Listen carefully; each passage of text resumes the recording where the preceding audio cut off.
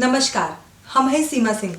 रवा लोग हमें देखत आनी टी सीरीज के ऑफिशियल चैनल हमार भोजपुरी पर। हम रवा लोगन खातिर लेकर आइल बानी हमारे खूबसूरत फिल्म लव यू सजना के खूबसूरत सॉन्ग जेकर बोल बा कौन कौन चीज लगाकर इतना गोर हो गई।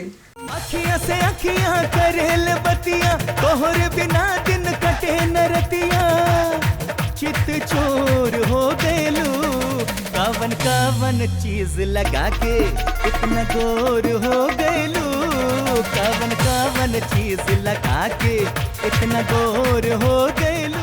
हम एक बात बोलत चाहता नहीं कि रवा लोगन के इतना प्यार मिलल बा हमें, इतना साथ मिलल बा हमें, तब हम आज यहाँ तक पहुँचल बानी। रवा लोग तो जाना तानी कि हमार बहुत सारा गाना बा जो रवा लोगन के बहुत पसंद बा। तो रवा लोग देखे और सुने खातिर सब्सक्राइब करी www.youtube.com हमार भोजपुरी।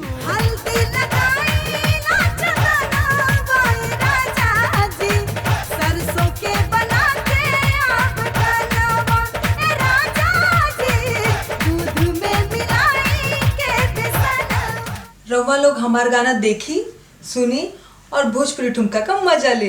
कावन कावन चीज लगा के इतना गोर हो